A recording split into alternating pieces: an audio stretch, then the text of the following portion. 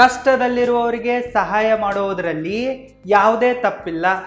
ಆದರೆ ಯೋಗ್ಯರಲ್ಲದವರಿಗೆ ಸಹಾಯ ಮಾಡಿಬಿಟ್ಟು ನಮಗೆ ನಾವೇ ಕಷ್ಟಗಳನ್ನು ಕ್ರಿಯೇಟ್ ಮಾಡಿಕೊಳ್ಳುವುದರಲ್ಲಿ ಯಾವುದೇ ಅರ್ಥವಿಲ್ಲ. ಅದಕ್ಕಾಗಿ ನಾವು ಬೇರೆಯವರಿಗೆ ಹೆಲ್ಪ್ ಮಾಡುವಾಗ ತುಂಬಾ ಯೋಚನೆ ಮಾಡಿ ಹೆಲ್ಪ್ ಮಾಡಬೇಕು. ಅಯೋಗ್ಯರಿಗೆ ಹೆಲ್ಪ್ ಮಾಡೋಕ್ಕೆ ಹೋಗಿ ನಾವು ನಮ್ಮ ಟೈಮನ್ನು, ದುಡ್ಡನ್ನು ಮತ್ತು ಹೆಸರನ್ನು ವೇಸ್ಟ್ ಮಾಡಬಾರ್ದು. ಯಾರು ಸಹಾಯವನ್ನು ಪಡೆದುಕೊಳ್ಳುವುದಕ್ಕೆ ಅರ್ಹರಾಗಿದ್ದಾರೋ ಅವರಿಗೆ ಮಾತ್ರ ನಾವು ಸಹಾಯ ಮಾಡಬೇಕು. ಬ್ಲೈಂಡಾಗಿ ಎಲ್ಲರಿಗೂ ಕೂಡ ಸಹಾಯ ಮಾಡೋಕ್ಕೆ ಹೋಗಿ ನಮ್ಮ ಟೈಮನ್ನು, ದುಡ್ಡನ್ನು ನಾವು ಕಳ್ಕೋಬಾರ್ದು. ನೀವೇನಾದರೂ ನಿಮ್ಮ ಟೈಮನ್ನು, ದುಡ್ಡನ್ನು ವೇಸ್ಟ್ ಮಾಡ್ಕೋಬಾರ್ದು ಅಂತ ಅಂದ್ಕೊಂಡಿದ್ರೆ ಈ 7 ಜನರಿಗೆ ಸತ್ರು ಹೆಲ್ಪ್ ಮಾಡೋಕ್ಕೆ ಹೋಗಬೇಡಿ. Number 1, the arrogant people. ದುರಹಂಕಾರಿಗಳಿಗೆ ನೀವು ಯಾವುದೇ ಕಾರಣಕ್ಕೂ ಕೂಡ ಸಹಾಯ ಮಾಡೋಕ್ಕೆ ಹೋಗಬಾರ್ದು. ದುರಹಂಕಾರಿಗಳಲ್ಲಿ ಅಹಂ ತುಂಬಾ ಜಾಸ್ತಿ ಇರುತ್ತೆ. ನಾನೇ ಶ್ರೇಷ್ಠ, ನಾನೇ ಬುದ್ಧಿವಂತ, ಎಲ್ಲರೂ ನನ್ನ ಕಾಲ ಕೆಳಗೇನೆ ಇದ್ದಾರೆ ಅನ್ನೋ ಅಟಿಟ್ಯೂಡ್ನಲ್ಲಿ ಅವರು ಇರ್ತಾರೆ. ಈ ದುರಹಂಕಾರಿಗಳು ಯಾರ ಮಾತನ್ನು ಕೂಡ ಕೇಳಿಸಿಕೊಳ್ಳಲ್ಲ. ಮತ್ತು ಈ ದುರಹಂಕಾರಿಗಳಲ್ಲಿ ಸ್ವಲ್ಪವೂ ಕೂಡ ಬುದ್ಧಿ ಇರಲ್ಲ. ತಮಗೂ ಏನು ಬರ್ತಾ ಇರಲ್ಲ, ಬರೋರು ಹೇಳಿದರೂ ಕೂಡ ಇವ್ರು ಕೇಳಲ್ಲ. ಮತ್ತು ಇವರು ಎಷ್ಟೇ ಕಷ್ಟದಲ್ಲಿದ್ದರೂ ಕೂಡ ದುರಹಂಕಾರಿಗಳು ಸ್ವಾಭಿಮಾನವನ್ನು ಬಿಟ್ಟು ಸಹಾಯ ಕೇಳಲ್ಲ. ನಾನು ಇವನ ಹತ್ರ ಹೆಲ್ಪ್ ಕೇಳಿದರೆ ಹೆಂಗೆ, ಇವ್ರು ನಮಗಿಂತ ಕೀಳಾಗಿದ್ದಾರೆ, ಹಾಗೆ ಹಿಂಗೆ, ಇವ್ರಿಗೆ ಬುದ್ಧಿ ಇಲ್ಲ ಅನ್ನೋ ಒಂದು ಮೆಂಟ್ಯಾಲಿಟಿ ಇವ್ರದ್ದಿರುತ್ತೆ.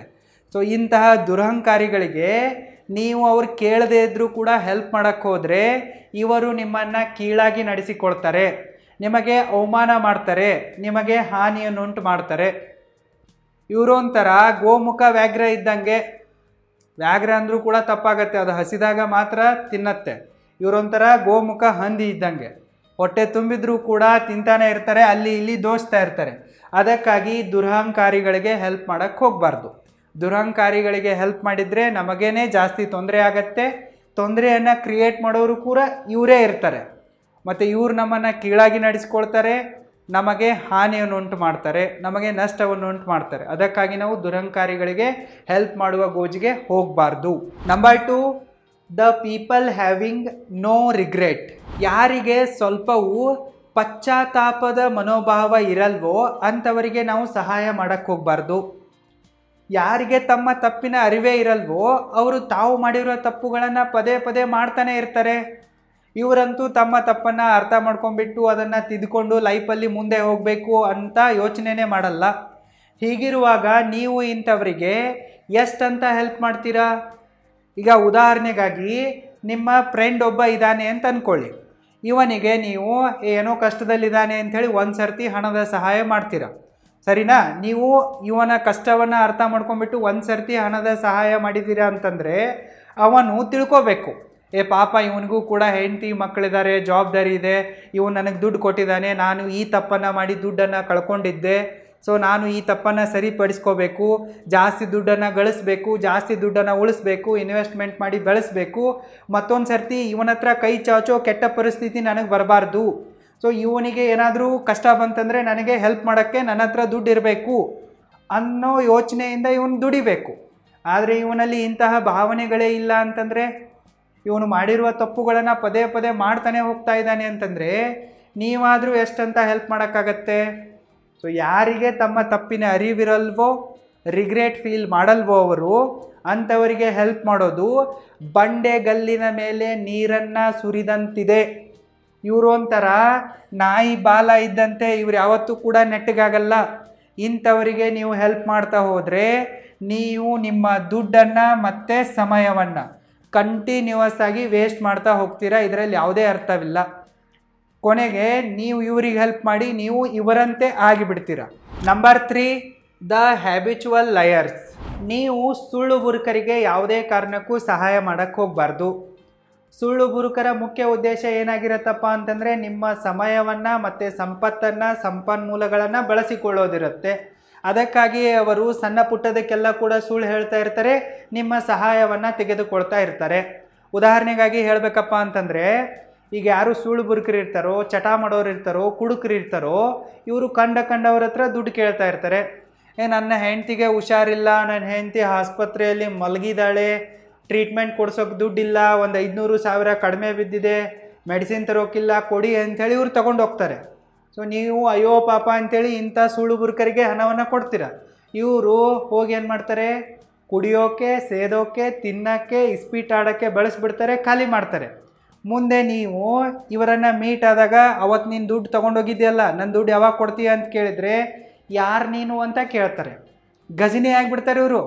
ನೀನು ಹೌದಾ, ನೀನು ನನಗೆ ದುಡ್ಡು ಕೊಟ್ಟಿದೀಯಾ ಅಂಥೇಳಿ ನಿಮ್ಮನ್ನೇ ಕ್ವಶನ್ ಮಾಡೋಕ್ಕೆ ಶುರು ಮಾಡಿಬಿಡ್ತಾರೆ. ಸೊ ಸುಳ್ಳು ಬುರುಕರು ಸುಳ್ಳು ಹೇಳಿ ದುಡ್ಡನ್ನು ಮಿಸ್ಯೂಸ್ ಮಾಡ್ಕೊತಾರೆ. ನಿಮ್ಮ ಸಮಯವನ್ನು, ಸಂಪತ್ತನ್ನು, ಸಂಪನ್ಮೂಲಗಳನ್ನು ವೇಸ್ಟ್ ಮಾಡ್ತಾರೆ. ಅದಕ್ಕಾಗಿ ನೀವು ಸುಳ್ಳು ಬುರುಕರಿಗೆ ಸಹಾಯ ಮಾಡೋಕ್ಕೆ ಹೋಗಬಾರ್ದು. Number 4, the irresponsible people. ಬೇಜವಾಬ್ದಾರಿ ನನ್ನ ಮಕ್ಕಳಿಗೆ ನೀವು ಸಹಾಯ ಮಾಡಿ ಸಂಕಷ್ಟಕ್ಕೆ ಸಿಲುಕಿಕೊಳ್ಳುವ ಮೂರ್ಖತನವನ್ನು ಮಾಡೋಕ್ಕೆ ಹೋಗಬಾರ್ದು. ಯಾವ ವ್ಯಕ್ತಿಗೆ ಜವಾಬ್ದಾರಿ ಅನ್ನೋದೇ ಇರಲ್ವೋ ಆತ ತನ್ನ ನಿರ್ಲಕ್ಷ್ಯತೆಯ ಕಾರಣದಿಂದಾಗಿ ಎಡವಟ್ಟುಗಳನ್ನು ಮಾಡಿಕೊಳ್ತಾ ಇರ್ತಾನೆ, ಸಂಕಷ್ಟಕ್ಕೆ ಸಿಲುಕ್ತಾ ಇರ್ತಾನೆ.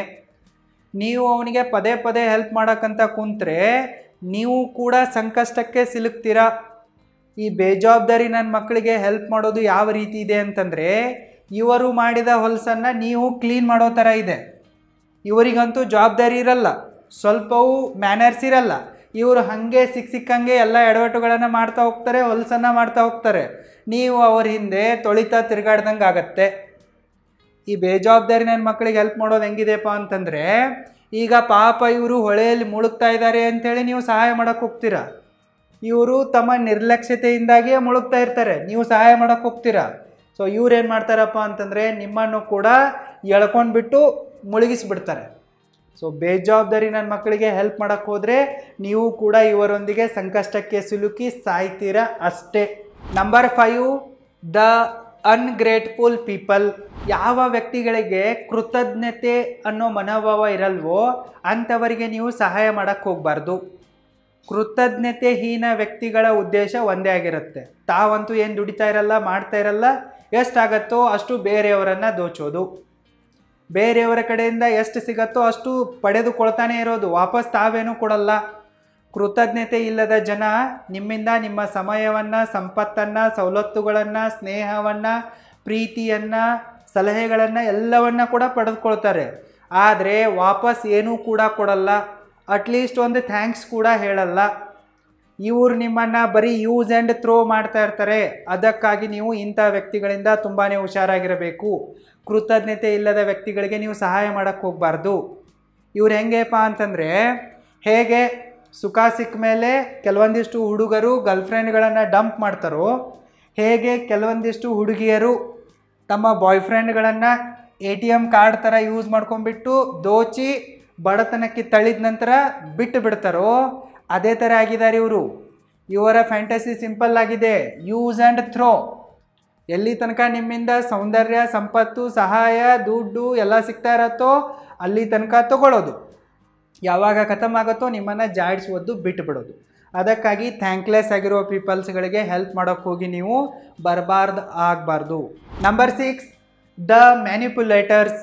ನೀವು ಮ್ಯಾನಿಪ್ಯುಲೇಟರ್ಗಳಿಗೆ ಯಾವುದೇ ಕಾರಣಕ್ಕೂ ಹೆಲ್ಪ್ ಮಾಡೋಕ್ಕೆ ಹೋಗಬಾರ್ದು. ಮ್ಯಾನಿಪ್ಯುಲೇಟರ್ಗಳು ತಮ್ಮ ಸ್ವಾರ್ಥಕ್ಕಾಗಿ ನಿಮ್ಮನ್ನು ಬಳಸಿಕೊಳ್ತಾ ಇರ್ತಾರೆ. ಅವರಿಗೆ ನಿಜವಾಗಿಯೂ ಕಷ್ಟ ಬಂದಿರತ್ತೋ ಬಿಟ್ಟಿರತ್ತೋ ಅನ್ನೋದು ನಿಮಗೆ ಗೊತ್ತೇ ಆಗಲ್ಲ. ಅವರು ನಿಮಗೆ ಕಣ್ಣೀರನ್ನು ತೋರಿಸ್ಬಿಟ್ಟು, ಇಲ್ಲವೇ ಎಮೋಷ್ನಲ್ ಬ್ಲ್ಯಾಕ್ ಮೇಲ್ ಮಾಡಿಬಿಟ್ಟು, ಇಲ್ಲವೇ ನಿಮ್ಮದು ಯಾವುದಾದ್ರೂ ಒಂದು ವೀಕ್ನೆಸ್ಸನ್ನು ಹಿಡಿದುಬಿಟ್ಟು ಅದನ್ನು ತೋರಿಸಿ ಹಂಗೆ ಮಾಡ್ತೀನಿ ಹಿಂಗೆ ಮಾಡ್ತೀನಿ ಅಂತೇಳಿ ಹೆದರಿಸಿಬಿಟ್ಟು ನಿಮ್ಮನ್ನು ಮಿಸ್ಯೂಸ್ ಮಾಡಿಕೊಳ್ತಾರೆ. ನೀವು ಒಂದು ಸರ್ತಿ ಇವರ ತಾಳಕ್ಕೆ ತಕ್ಕಂತೆ ಕುಣಿದ್ರೆ ಇವರು ನಿಮ್ಮನ್ನು ಸಾಯೋ ತನಕ ಬಿಡಲ್ಲ. ಯಾವಾಗ ಇವರು ನಿಮ್ಮನ್ನು ಕಣ್ಣೀರನ್ನು ತೋರಿಸಿಬಿಟ್ಟು ಎಮೋಷ್ನಲ್ ಬ್ಲ್ಯಾಕ್ ಮೇಲ್ ಮಾಡ್ತಾ ಇರ್ತಾರೋ ಅಥವಾ ಬೇರೆ ಯಾವುದೇ ವೀಕ್ನೆಸ್ ಇಟ್ಕೊಂಡು ಹೆದರಿಸ್ತಾ ಇರ್ತಾರೋ ಆವಾಗಲೇ ನೀವು ಇವರಿಗೆ ಸ್ಟೇಟ್ ಫಾರ್ವರ್ಡ್ ಆಗಿರುವ ಉತ್ತರ ಕೊಡಬೇಕು. ಅದನ್ನು ಬಿಟ್ಟುಬಿಟ್ಟು ನೀವು ಒಂದು ಸರ್ತಿ ಇವರೊಂದಿಗೆ ಕಾಂಪ್ರಮೈಸ್ ಮಾಡಿ ಹೆಲ್ಪ್ ಮಾಡೋಕ್ಕೆ ಹೋದರೆ ಇವರು ಜೀವನ ಪೂರ್ತಿ ನಿಮ್ಮನ್ನು ಶೋಷಣೆ ಮಾಡ್ತಾರೆ. ಎಮೋಷ್ನಲ್ ಬ್ಲ್ಯಾಕ್ ಮೇಲ್ ಮಾಡಿ ನಿಮ್ಮಿಂದ ಏನು ಬೇಕೋ ಅದನ್ನು ತೊಗೊತಾನೆ ಇರ್ತಾರೆ. ನಿಮಗೆ ಮೋಸ ಮಾಡ್ತಾರೆ, ನಿಮ್ಮನ್ನು ಲೂಟಿ ಮಾಡ್ತಾರೆ, ಮತ್ತು ನಿಮ್ಮನ್ನು ಕಂಟ್ರೋಲ್ ಕೂಡ ಮಾಡ್ತಾರೆ. ಅದಕ್ಕಾಗಿ ನೀವು ಇಂತಹ ಮ್ಯಾನಿಪ್ಯುಲೇಟರ್ಗಳಿಗೆ ಸಹಾಯ ಮಾಡೋಕ್ಕೆ ಹೋಗಬಾರ್ದು. ಶತ್ರು ನಡೆಯುತ್ತೆ. ನೀವು ಕಾನೂನಿನ ರಕ್ಷಣೆಯನ್ನು ತೆಗೆದುಕೊಳ್ಳಿ, ಇಲ್ಲವೇ ನೀವೇ ಇವರನ್ನು ಫಿನಿಷ್ ಮಾಡಿ. ಆದರೆ ಇವರ ತಾಳಕ್ಕೆ ತಕ್ಕಂತೆ ಕುಣಿಯೋಕ್ಕೆ ಹೋಗಬೇಡಿ, ಇವರಿಗೆ ಹೆಲ್ಪ್ ಮಾಡೋಕ್ಕೆ ಹೋಗಬೇಡಿ. Number 7 and last, the harmful or dangerous people. ಯಾವ ವ್ಯಕ್ತಿಗಳು ಸ್ವತಃ ತಮಗೆ ಹಾನಿಕಾರಕರಾಗಿದ್ದಾರೋ ಮತ್ತು ನಮ್ಮ ಸಮಾಜಕ್ಕೆ ಹಾನಿಕಾರಕರಾಗಿದ್ದಾರೋ ಇಂತಹ ವ್ಯಕ್ತಿಗಳಿಗೆ ಹೆಲ್ಪ್ ಮಾಡೋದ್ರಿಂದ ನೀವು ಹಿಂದೆ ಸರಿಬೇಕು. ಹೆಲ್ಪ್ ಮಾಡೋದಿದೆ ಅಂತ ಹೇಳಿಬಿಟ್ಟು ನೀವು ನಿಮ್ಮ ಸೇಫ್ಟಿ ಜೊತೆಗೆ ಕಾಂಪ್ರಮೈಸ್ ಮಾಡಿಕೊಳ್ಬಾರ್ದು, ಮೊರಾಲಿಟಿಯ ಜೊತೆಗೆ ಕಾಂಪ್ರಮೈಸ್ ಮಾಡಿಕೊಳ್ಬಾರ್ದು. ನಿಮ್ಮ ಸೇಫ್ಟಿನೂ ಇಂಪಾರ್ಟೆಂಟ್ ಆಗಿದೆ ಮತ್ತು ಈ ಸಮಾಜದ ಸೇಫ್ಟಿ ಕೂಡ ಇಂಪಾರ್ಟೆಂಟ್ ಆಗಿದೆ. ಅದಕ್ಕಾಗಿ ನೀವು ಕ್ರಿಮಿನಲ್ಸ್ಗಳಿಗೆ, ಡೇಂಜರಸ್ ಆಗಿರುವ ವ್ಯಕ್ತಿಗಳಿಗೆ ಮತ್ತು ಹಾರ್ಮ್ಫುಲ್ ಆಗಿರುವವರಿಗೆ, ಕರಪ್ಟ್ ಆಗಿರುವ ವ್ಯಕ್ತಿಗಳಿಗೆ ಯಾವುದೇ ಕಾರಣಕ್ಕೂ ಸಹಾಯ ಮಾಡೋಕ್ಕೆ ಹೋಗಬಾರ್ದು. ಅವರಿಂದ ನಿಮಗೆ ಲಾಭ ಆಗಿದ್ದರೂ ಕೂಡ ಲಾಭದ ಬದಲಿಗೆ ನೀವು ಬೇರೆ ಏನಾದರೂ ಒಳ್ಳೆಯ ಲಾಭ ಮಾಡಬೇಕು. ಆದರೆ ಅವರು ಮಾಡಿರುವ ಹಲ್ಕ ಕೆಲಸಗಳನ್ನು ಬಚಾವ್ ಮಾಡೋಕ್ಕೆ ನೀವು ಇಳಿಬಾರ್ದು. ಉದಾಹರಣೆಗಾಗಿ ಓರ್ವ ನಕಲಿ ದೇವಮಾನವನಿದ್ದಾನೆ ಅಂತ ಅಂದ್ಕೊಳ್ಳಿ, ಸರಿನಾ? ಇವನು ಬಹಳಷ್ಟು ಹಗರಣಗಳನ್ನು ಮಾಡಿದ್ದಾನೆ, ಭ್ರಷ್ಟಾಚಾರ ಮಾಡಿದ್ದಾನೆ, ಬಡ್ಡಿ ಅವ್ಯವಹಾರಗಳನ್ನು ಮಾಡಿದ್ದಾನೆ, ಮತ್ತು ನೂರಾರು ಹುಡುಗಿಯರ ಶೋಷಣೆ ಮಾಡಿದ್ದಾನೆ, ಮಾನ ಪ್ರಾಣವನ್ನು ತೆಗೆದಿದ್ದಾನೆ ಅಂತ ಹೇಳ್ಬಿಟ್ಟು ನೀವು ಇಂಥವರ ರಕ್ಷಣೆಗೆ ಇಳಿಬಾರ್ದು. He is a criminal. ಕ್ರಿಮಿನಲನ್ನು ಕ್ರಿಮಿನಲ್ ಥರನೇ ನೀವು ನೋಡಬೇಕು. ಅದನ್ನು ಬಿಟ್ಟುಬಿಟ್ಟು ಅವನನ್ನು ಬಚಾವ್ ಮಾಡೋಕ್ಕೆ ಹೋದ್ರೆ ಏನಾಗತ್ತೆ? ನೀವು ಕೂಡ ಇವನೊಂದಿಗೆ ತಗಲಾಕೊಂತೀರಾ. ಮತ್ತು ಇಂಥವರನ್ನು ರಕ್ಷಣೆ ಮಾಡಿದ್ದಕ್ಕಾಗಿ ನಿಮಗೆ ಕಾನೂನಿನ ಕಡೆಯಿಂದ ಶಿಕ್ಷೆ ಕೂಡ ಆಗತ್ತೆ. ಜೊತೆಗೆ ನಿಮ್ಮ ಒಳ್ಳೆಯ ಹೆಸರು ಕೂಡ ಕೆಡತ್ತೆ. ಟೈಮು ವೇಸ್ಟ್ ಆಯಿತು, ದುಡ್ಡು ವೇಸ್ಟ್ ಆಯಿತು, ಒಳ್ಳೆಯ ಹೆಸರು ಕೂಡ ಕೆಟ್ಟು. ಇವನೆಷ್ಟು ಮಾಡಿರ್ತಾನೋ ಜನ ನಿಮ್ಮನ್ನು ಕೂಡ ಹಾಗೆ ಟ್ರೀಟ್ ಮಾಡ್ತಾರೆ. ಭ್ರಷ್ಟ ದುಷ್ಟ ರೆಪಿಸ್ಟರ್ಗೆ ಸಹಾಯ ಮಾಡುವವರು ಕೂಡ ಭ್ರಷ್ಟ ದುಷ್ಟ ರೆಪಿಸ್ಟರೇ ಆಗಿರ್ತಾರೆ ಅನ್ನೋದು ಜನರಿಗೆ ಚೆನ್ನಾಗಿ ಗೊತ್ತಿದೆ. ಜನ ಇವನೊಂದಿಗೆ ನಿಮ್ಮನ್ನು ಕಂಪೇರ್ ಮಾಡ್ತಾರೆ, ನೀವು ಕೂಡ ಹಾಗೆ ಅಂತ ಅನ್ಕೊತಾರೆ. ಅದಕ್ಕಾಗಿ ಇಂಥವರಿಗೆ ನೀವು ಸಹಾಯ ಮಾಡಬಾರ್ದು. ಈ ಸ್ವಾರ್ಥಿ ಜಗತ್ತಿನಲ್ಲಿರುವ ಎಲ್ಲ ಜನರು ನಿಮ್ಮನ್ನು, ನಿಮ್ಮ ಟೈಮನ್ನು ಮತ್ತು ದುಡ್ಡನ್ನು ದೋಚೋಕೆ ಹೊಂಚು ಹಾಕಿ ಕಾಯ್ತಾ ಕುಳ್ತಿರ್ತಾರೆ. ನೀವು ಇಂತಹ ಸಮಾಜದಲ್ಲಿ ಒಂದೊಳ್ಳೆ ಹ್ಯಾಪಿಯಾಗಿರುವ, ಹೆಲ್ದಿಯಾಗಿರುವ, ವೆಲ್ದಿಯಾಗಿರುವ, ರೊಮ್ಯಾಂಟಿಕ್ ಆಗಿರುವ ಮತ್ತು ಸಕ್ಸಸ್ಫುಲ್ ಆಗಿರುವ ಲೈಫನ್ನು ಲೀಡ್ ಮಾಡಬೇಕಂತಂದರೆ ನೀವು ನಿಮ್ಮ ಟೈಮನ್ನು ಮತ್ತು ದುಡ್ಡನ್ನು ಪ್ರೊಟೆಕ್ಟ್ ಮಾಡ್ಕೋಬೇಕು. ಒಂದು ವೇಳೆ ನಿಮಗೆ ಮನಿ ಮ್ಯಾನೇಜ್ಮೆಂಟ್ ಸ್ಕಿಲ್ಗಳನ್ನು ಮತ್ತು ಟೈಮ್ ಮ್ಯಾನೇಜ್ಮೆಂಟ್ ಸ್ಕಿಲ್ಗಳನ್ನು ಕಲಿಯುವ ಆಸೆ ಇದ್ದರೆ ಈಗಲೇ ನೀವು roaringbusinesschool.comಗೆ ವಿಸಿಟ್ ಮಾಡಿ ಮತ್ತು ನನ್ನ ಆನ್ಲೈನ್ ಅಲ್ಟಿಮೇಟ್ ಮನಿ ಮ್ಯಾನೇಜ್ಮೆಂಟ್ ಕೋರ್ಸಿಗೆ ಮತ್ತು ಅಲ್ಟಿಮೇಟ್ ಟೈಮ್ ಮ್ಯಾನೇಜ್ಮೆಂಟ್ ಕೋರ್ಸಿಗೆ ಎನ್ರೋಲ್ ಆಗಿ. ಇವೆರಡು ಆನ್ಲೈನ್ ಕೋರ್ಸ್ ಆಗಿವೆ. ಲಿಂಕ್ ಈ ವಿಡಿಯೋದ ಡಿಸ್ಕ್ರಿಪ್ಷನ್ ಬಾಕ್ಸಲ್ಲಿದೆ, ಚೆಕ್ ಮಾಡಿ ಮತ್ತು ಜಾಯಿನ್ ಆಗಿ. All the best.